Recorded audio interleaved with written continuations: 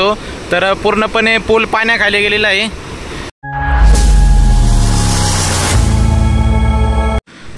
नमस्कार मित्रांनो, तुम्ही पाहू शकता आता आपण सध्या राजगुरुनगर मधील खेड तालुक्यामध्ये आहे आणि हे तुम्ही जे पाणी पाहताय हे भीमाशंकर या ठिकाणावरून या नदीचा उगम होतो, भीमा नदीचा।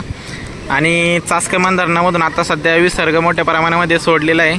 तर ही नदीचं पाणी पाहू शकता आणि आता गर्दी सुद्धा पाहू शकता, खूप मोठ्या प्रचंड प्रमाणामध्ये या भीमा नदीवरती आपल्याला गर्दी पाहायला भेटते आणि गर्दी सुद्धा आता सध्या खूप झालेली आहे। आणि मित्रांनो, या नदीचं नाव आहे, थांबा तुम्हाला मी नाव दाखवतो।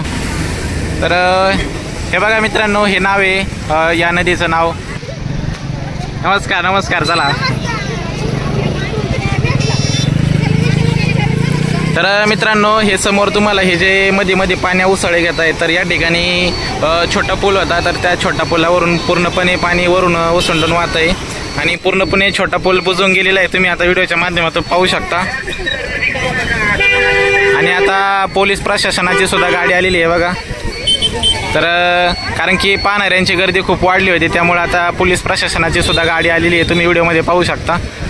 आणि पाण्याचा प्रवाह खूप मोठ्या प्रमाणात वाढतोय, त्यामुळे पोलीस प्रशासन सुद्धा या ठिकाणी आलेले आहे खबरदारी काळजी घेण्यासाठी। आणि पाण्याचा प्रवाह कंटिन्यू वाढताना दिसतोय आपल्याला आणि व्हिडिओच्या माध्यमातून तुम्ही पाहू शकता, फक्त पुलाला पाणी लागायला थोडंसंच बाकी राहिलेलं आहे, त्यामुळे आता आपण घरी जाऊ, जास्त वेळ थांबणं तर रिस्कच आहे।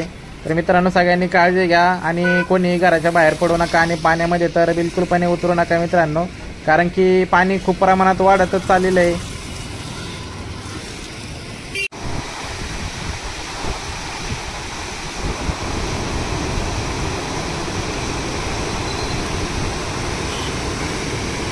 मित्रांनो, ही आहे भीमा नदी मित्रांनो, आणि पाठीमाग आपण एकदा व्हिडिओ बनवला होता, तर या ठिकाणी एक पूल असतो, तर पूर्णपणे पूल पाण्याखाली गेलेला आहे। तर पाण्याचा प्रवाह किती मोठ्या प्रमाणात आहे तुम्ही व्हिडिओच्या माध्यमातून पाहू शकता। या ठिकाणी एक पूल होता, तो पूल पाण्याच्या खाली गेलेला आहे आणि समोर एक मोठा पूल आहे।